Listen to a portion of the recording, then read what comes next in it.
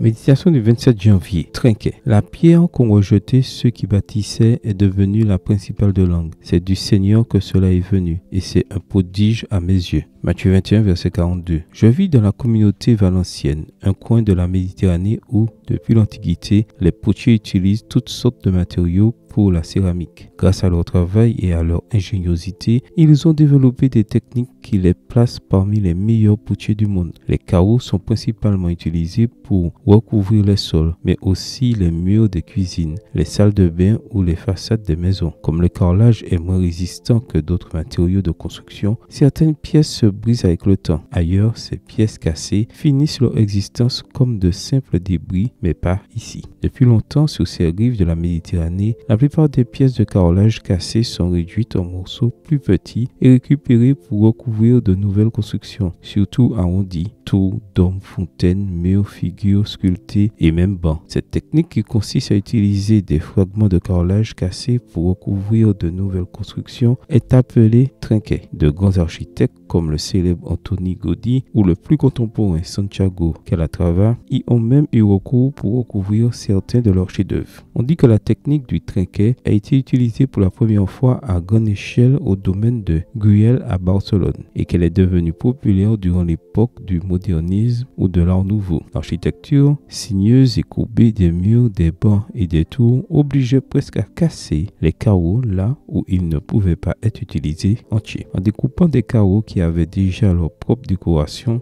et en créant une nouvelle composition en mélangeant des fragments de différentes pièces, on obtient des effets visuels uniques, souvent magnifiques. Le Christ était également rejeté et méprisé par les hommes, Ésaïe 53, verset 3, et son œuvre de salut s'est avérée être l'œuvre suprême accomplie pour l'humanité, d'une beauté et d'une portée incomparables. Souvent, en admirant ces œuvres d'art construites à partir de morceaux de carrelage cassé, je me suis arrêté pour réfléchir à ma propre vie. Elle est également constituée de fragments, souvent des débris, des pièces récupérées par l'artiste suprême, qui donnent un sens à mes expériences passées, positives et négatives. Il crée ainsi quelque chose d'utile à partir de ce qui pourrait être considéré comme un tas de décombres. Seigneur, continue de le faire aujourd'hui. Amen. Bonne journée à vous et que le Seigneur vous bénisse.